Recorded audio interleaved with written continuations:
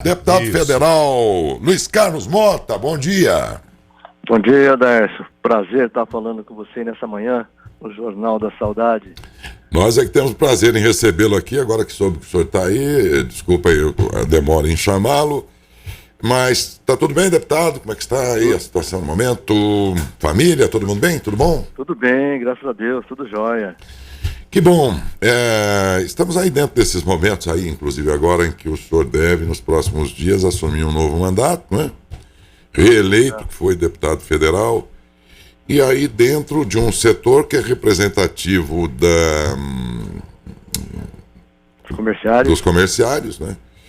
E aí eu pergunto ao senhor, que expectativa que o senhor tem do ponto de vista da categoria que o senhor representa? Bom, antes de mais nada dizer que um deputado, ele não é só representante de uma coisa, ele vai lá, um deputado, ele vai votar um monte de outros assuntos que interessam ao Brasil inteiro e não só o segmento dele, mas ele chega lá naquele cargo, sobretudo pelo apoio de um setor. Então, embora um deputado tenha que cuidar de tudo, tenha que votar tudo, se interessar por tudo, o senhor particularmente tem essa origem, que é na categoria dos comerciários. Daí a minha pergunta, o que os comerciários podem esperar do ano que vem, levando em conta o novo governo, os novos comandantes, inclusive, da própria economia brasileira, do Ministério do Trabalho, por exemplo, pelo que o senhor vê até agora dos anúncios feitos, o senhor acha que melhora, piora? O que é que o senhor acha, deputado?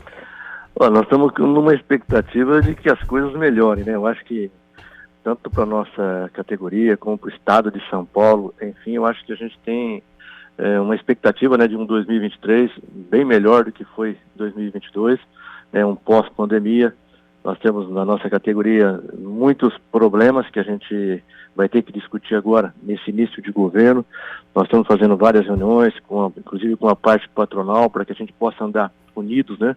Porque nós temos muito problema, viu, Dário? Depois dessa pandemia, nós temos muitas funções que foram criadas novas. O trabalho remoto, home office. Então, essas questões nós temos que estudar como que a gente vai colocar isso no papel para que o trabalhador que trabalha em home office, o trabalhador que trabalha em casa, tenha também as garantias como se tivesse um trabalho com carteira assinada. Porque muitos hoje se destacaram como pessoa física ou pessoa jurídica sem ser elitista. Então é um problema que nós estamos tentando resolver. E a gente espera, né, que esse novo governo é um governo de mais diálogo, de mais abertura, né? Colocou no Ministério do Trabalho o Marinho, que foi já um ministro muito atuante. Então eu acredito que a gente vai ter um diálogo melhor com o governo, mas nós perdemos muita representatividade dentro do Congresso Nacional, principalmente os representantes dos trabalhadores, né? Perdemos aí essa representação. Então, para a gente é um momento muito difícil dentro do Congresso, mas a gente precisa se fortalecer com a questão partidária, né? Então, hoje estou no PL, um partido de ponta, com 99 deputados federais, então a gente tem que fazer essa construção primeiro dentro do partido, para que a gente possa conseguir as adesões, para que a gente consiga levar os nossos projetos adiante dentro do Congresso Nacional. Nós temos como lembrança no setor do trabalhismo, não foi bem uma reforma, mas mexeu substancialmente em muita coisa, a reforma, eu vou chamar de reforma assim mesmo, trabalhista aí mais recente, que embora promulgada neste governo que está aí, já tinha origem no governo do Temer. Sobre corrigir se eu estiver errado, mas a minha lembrança reporta aos tempos do Temer, como a reforma era dele. Aqui o presidente atual, aqui coube a ele, aí no caso, referendar e tal. Mas era do Temer aquele projeto de reforma, que desde então eu percebo pelas notícias e tudo, agradou ao setor patronal e desagradou as representações sindicais e tudo mais, aqueles que cuidam dos interesses dos trabalhadores. Agora entra lá um governo sinalizando para novas medidas ou algo parecido com uma outra reforma aí nessas leis trabalhistas, né? O que é que o senhor pensa a respeito disso? O que é que se pode esperar nesse quesito, levando-se em conta que o senhor representa um setor dos trabalhadores? Nós estamos acompanhando, já teve várias reuniões dessa equipe de transição, onde o governo ouviu somente as centrais sindicais. Nós estamos fazendo, como eu disse para você, trabalhando junto com a parte patronal. Temos uma reunião agora dia 6 no Rio de Janeiro com a CNC, onde nós estamos discutindo. A reforma trabalhista já foi feita. O que ela precisa ser feito é alguns ajustes em alguns pontos que a gente acha interessante para equilibrar, né? Porque ela realmente, como você disse, ela favoreceu mais a parte patronal. Mas nós temos que mudar algumas coisinhas para fazer o equilíbrio, né? Onde os trabalhadores também sejam beneficiados com essa reforma. Então, o governo está atendendo alguns pedidos das centrais sindicais. O ministro Marinho teve reunido ontem com algumas dirigentes sindicais, está reunido hoje com as centrais sindicais. Então, eu acredito que algumas, não mexer toda ela, mas alguns ajustes, eu acho que o governo está disposto a fazer nessa questão da reforma trabalhista. E também são questões que não vai também afetar a parte patronal, vai simplesmente fazer um equilíbrio, né, entre os capital e o trabalho. Interessante a sua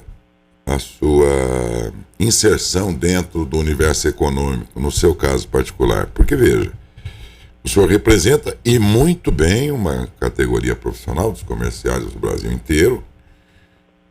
De outro lado, o senhor circula no meio empresarial, até por dever de ofício de deputado, enfim, o senhor circula por todos os setores, embora tenha sua origem nos trabalhadores aí do comércio do Brasil inteiro. E por isso mesmo alguém pode dizer, mas esse deputado, ele trabalha para os trabalhadores, mas ele é do PL, que é o partido do Bolsonaro, da direita. Bom, vamos lembrar que é o seguinte, a política não é o que muitos pensam, ou seja, eu tenho que ser inimigo, não. A política, trabalhador e empresas estão no mesmo tacho fervendo. Então, exatamente. Ou você senta para conversar com todo mundo, ou você se isola e faz uma guerra, né, deputado? Essa que é a verdade. Exatamente, né? E eu sofri muito quando o Bolsonaro veio para o PL, né? Eu já estou no PL desde 2016, né? Me elegi em 2018 no PL, e logicamente que agora nessa última eleição, quando o Bolsonaro veio, foi um momento fiscal, caiu em cima de mim. Mas naquele momento a gente fez uma avaliação. O importante é a gente se eleger e estar dentro do Congresso representando os trabalhadores. E já falei em várias reuniões com as centrais sindicais, com representantes das centrais sindicais, que às vezes me criticam, mas eu disse para eles, vocês podem me criticar o dia que eu votar alguma coisa no Congresso contra os trabalhadores. Aí vocês podem me criticar. Fora disso, não. E, principalmente agora, nesse momento tão difícil, durante a pandemia, nós aprovamos, eu defendi muito a micro e pequenas empresas dentro do Congresso Nacional. Eu tenho clara noção que são as maiores geradoras de emprego do nosso país. E isso interessa para os trabalhadores. Nós precisamos gerar emprego e ter os empregos para que a gente possa ter essa representação, né, dos comerciários, e a gente está envolvido nisso. Na política você divide, racha tudo e cria conflito, ou você tenta politicamente resolver as questões, né? Exatamente. Teve agora essa última votação que teve lá da PEC, né? Alguns me criticaram porque eu votei contra, mas eu tinha clara noção de que a PEC não era só o auxílio emergencial, como todos estão pensando. Eu sou a favor do auxílio, votei o auxílio de R$600 dentro do Congresso Nacional, né? E logicamente que essa PEC tem muitas outras coisas por trás que não... tem a farmácia popular, Minha Casa Minha Vida, a questão de 37 ministérios que estão criando aí. Então, ela não é boa nesse momento. Eu tenho certeza que isso vai gerar inflação e vai gerar desemprego no país, entendeu? Então, nós temos que ter essa consciência de que a gente estava votando, consciente, não porque é o PL, não porque é o Partido Bolsonaro, mas é a minha consciência de que não era um momento de votar essa PEC. E que eles queriam por 2 anos. E tiraria também a função do parlamentar de todo ano ter a votação do orçamento, todo ano fiscalizar. Então, por isso que a gente tinha essa opinião e praticamente estou com a minha consciência tranquila. Quer dizer, colocaram os R$600 bem na frente do palco e ninguém tratou sobre outras coisas embutidas. Por isso o senhor votou contra? Exatamente, entendeu? Né? Exatamente. Porque o auxílio emergencial eu sou a favor. E aí o auxílio emergencial não dá 140 bilhões, né? O auxílio emergencial dá 48, 50 no máximo. Então, ali a gente estaria passando um cheque em branco, né, para um novo governo que está vindo aí, que a gente tem que avaliar primeiro. De um modo geral, pelos ministros anunciados e tudo mais, qual é a avaliação que o senhor faz até o presente momento dos passos que foram dados antes de assumir o governo?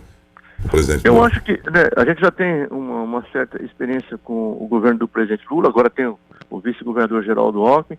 Eu acredito que eles querem, né, e estão num propósito de fazer um país melhor, um país com desenvolvimento, com geração de empregos, com criação, né? E eu acho que nós vamos batalhar para que seja feito o mais rápido possível essa reforma tributária, para tirar essas inseguranças jurídicas que tem e, logicamente, que trazer mais empresas que investam no nosso país. Então, eu tenho clara noção de que o governo é de diálogo, eu acho que tem tudo para dar certo, e agora eu acho que o momento é de união. A gente tem que se unir, né? Todo mundo com um propósito só, pensar no Brasil. Porque nós tivemos, eu sei que muita gente vai dizer, tivemos duas reformas, teve a reforma da Previdência e a reforma do Trabalho. Vamos lembrar que isso aí são projetos que vieram do ex-presidente Temer. E aí andaram neste governo, mas a reforma tributária, que é fundamental, não andou. A reforma política, essa eu nem espero. O senhor acha que um dia vai ter uma reforma política nesse país? De verdade, sem ser só remendo, deputado? É muito difícil, viu? É os remendos que tem. Que nem nessa última discussão que teve, quase que foi aprovado o distritão. Mas não foi, porque os partidos são mais fortes e, logicamente, eles não iam deixar acontecer isso, né? Então, é muito difícil sair uma reforma política que seja, né, a contento de todos aí. Então, vai sair esses remendinhos que vão para lá, para cá, mas uma reforma política mesmo, realmente é muito difícil de sair. No Congresso, existe algum projeto, assim, que possa ser aproveitado pelo atual governo da reforma tributária? Até que ponto ela andou no Congresso Nacional? Eu acho que tem, viu? Eu sou relator da CBS, aquela que acaba com o PIS e com o COFINS, né, e cria uma contribuição única. Mas tem outras no Senado que estão também em evidência, que eu acho que agora vai vir à tona, logicamente, no começo aí do governo do presidente Lula, para que a gente possa discutir isso melhor. Foi aprovado na Câmara a questão do imposto de renda, questão dos dividendos da empresa, só que parou no Senado Federal. Então, eu acho que tem que juntar todos esses projetos que estão e começar de novo, né, com uma comissão permanente que vai discutir isso e que põe em votação ainda no ano de 2023. Mas o importante, eu acho que é a reforma tributária e também uma coisa que chama muita atenção, essa questão da desoneração da folha de pagamento. Nós pagamos hoje, as empresas reclamam, e com razão, de muitos encargos sobre a folha de pagamento. Então, isso também é uma questão que a gente tem que estudar e eu acho que o governo Lula é bem sensível nessa questão. Nós vamos conversar bastante com o ministro Marinho também, para que a gente entre nessa questão dessa desoneração da folha, que é realmente um trabalhador hoje custa muito caro para a empresa. Então nós somos a favor também dessa desoneração da folha de pagamento. O senhor disse que o presidente Lula é sensível a isso, mas o senhor sabe o quanto é difícil mexer no bolso do governo, né? Tirar um pouquinho do que entra naquele insaciável cofre. Então, será que vai ser... Eu senti isso como relator dessa reforma tributária, uma parte dela, né? Quando eu se reunia com a Receita Federal, se reunia com os setores patronais, eu ouvia as reivindicações, hora que chegava na Receita, barrava, porque eles não pensam em diminuir tributos, eles querem fazer uma reforma, mas uma reforma que não perca a arrecadação, entendeu? Que arrecade mais. Então aí é meio difícil, é complicado. Os cofres de governos, eles são insaciáveis. Impressionante, ninguém quer abrir mão. Vejam que a própria tabela do imposto de renda que não é corrigida acaba atingindo até pobres. Ninguém quer mexer, nem estando numa situação tão dramática, arrastada por anos e anos, sem correção, mas nem nisso ninguém quer mexer. E a correção do SUS, então, da tabela do SUS? Parece que desde 2006 que não tem a correção, entendeu? É uma coisa absurda. Só explicando para o ouvinte, o imposto de renda e a tabela do SUS, bem lembrado pelo deputado, quer dizer, então em 2006 era pago X reais por médico, por exemplo, ou para o hospital lá que seja. Desde então teve inflação, teve tudo isso, e eles continuam recebendo aquele valor. Exatamente. Não corrigiu. Por quê? Porque quem paga é o governo. Então ele continua pagando aquela merrecazinha lá de 2006, mas não obstante isso, os impostos que ele arrecada foram todos corrigidos. Exato. Outra questão também que tem que se discutir é essa questão do pacto federativo, né? Eu acho que tem que haver uma melhor distribuição nesse percentual. Hoje, de cada R$100 arrecadado, parece que volta para o município 60%, não, o governo fica com 60%, o estado com 16% e acho que o município com 26%, se eu não me engano. E o município que arca com tudo, né? Saúde, educação, segurança. Então, essa questão, essa divisão teria que ser melhor redistribuída, né? E é uma discussão também que está no Congresso Nacional, né? E precisa ser melhor discutido e assim, ter uma união. E nessa campanha política, muitos deputados, muitos governadores falaram muito desse assunto, que eu acho que é muito importante a gente se unir agora e discutir ele dentro do Congresso Nacional.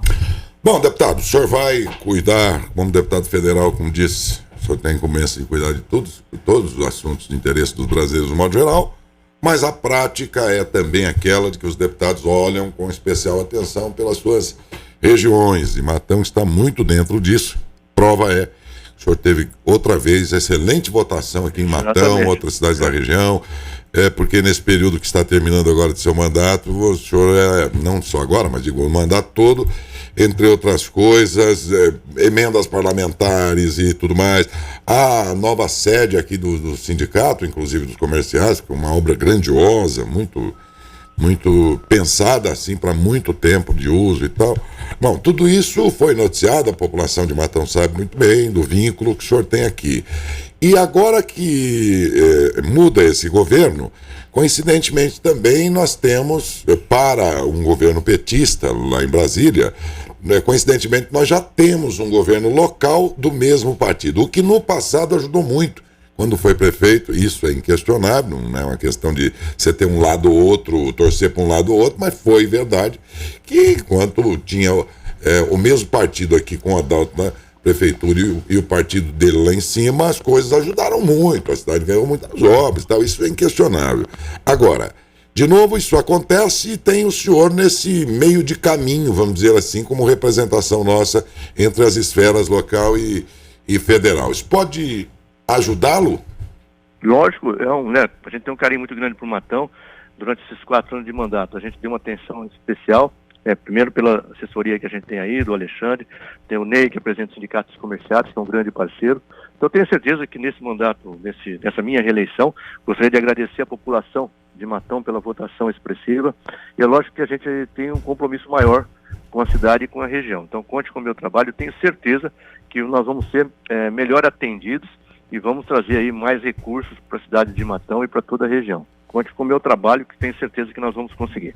Enquanto isso, no governo do estado, nós teremos aqui o Tarcísio, jovem, dinâmico. Eu tenho esperança, pelo menos, que ele vai ser um bom governador aqui de São Paulo.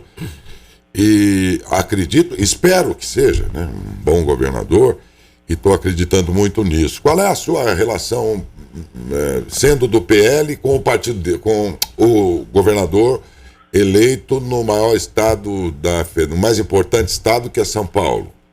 Nós temos assim um bom relacionamento, né? O Tarcísio foi um grande ministro da infraestrutura, tivemos muitos contatos, é um grande gestor, né? E vai pegar um estado saneado, um estado com recursos. Tenho certeza que ele vai fazer um bom governo.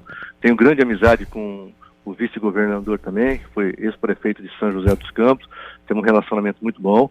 E temos aí já 2 secretários que foi nomeado aí pelo Tarcísio, que são aqui de São José do Rio Preto, né? O Eleusis e agora a secretária de esportes, que é a Coronel Helena. Então nós temos um bom relacionamento, tenho certeza que vai ser um governo também de sucesso. Tarcísio é muito inteligente, é um bom gestor. Eu tenho certeza que o estado de São Paulo vai andar ainda em boas mãos e nós vamos ter muitos frutos, vamos colher muitos frutos com o Tarcísio de governador. Eu também tenho essa esperança, até porque era desejo que rompesse. Acho que todo continuismo não é bom, a alternância de poder é sempre muito bom, porque você, na média de um centenário, por exemplo, você faz as coisas mais equânimes, né? Agora, quando fica 30 anos de um governo só, um partido só, isso já estava meio cansado aqui no estado de São Paulo, né? Acho que ele rompe com isso. E para mim não importa se é da direita, se é da esquerda e tal, para mim importa que ele parece ser jovem, dinâmico, está afim de construir uma carreira política. Eu vejo o candidato, sei lá, daqui 4 anos. Exatamente. Eu estou vendo esse rapaz, se ele for bem aqui no estado de São Paulo, ele pode ser um nome muito forte para presidente da República daqui 4 anos. Exatamente, é um grande gestor, Então, vamos torcer por ele, também torço. Deputado, deixá-lo à vontade aí, já estamos no dia 27, e esta certamente é a última oportunidade aí do ano, e aproveitando a entrevista que era sobre outros assuntos, deixá-lo à vontade aí para alguma mensagem aqui para nós, para a região. Obrigado, viu, Daércio, é um prazer. E desejo, né, eu acho que a todos os amigos, toda a população de Matão, um ano novo especial, né? onde o melhor presente eu acho que será a nossa saúde, nosso amor e a nossa união. Tenha um 2023 inesquecível, né, com seus amigos, com sua família, com bastante fé e com bastante união. E aí, logicamente, que vamos estar juntos em 2023, trabalhando em prol aí de Matão. Conte com o meu trabalho, com o meu compromisso, e obrigado aí vocês sempre pela oportunidade que me dão para a gente fazer um balanço aí do nosso trabalho. Nós que agradecemos, viu? Um grande abraço ao senhor, felicíssimo ano novo, o senhor seja coroado de êxito aí, porque com isso a gente ganha, né? Não importa o lado político, contanto que quem está a serviço da comunidade vá bem, quanto melhor ele for, tanto melhor para todo mundo, é assim que tem que ser. Um abraço e um bom dia, deputado. Um abraço, Sérgio, um abraço pro Júlio, viu? Um abração para vocês aí. Vou transmitir. Um abraço ao senhor e bom dia, deputado, mais uma vez. Bom dia.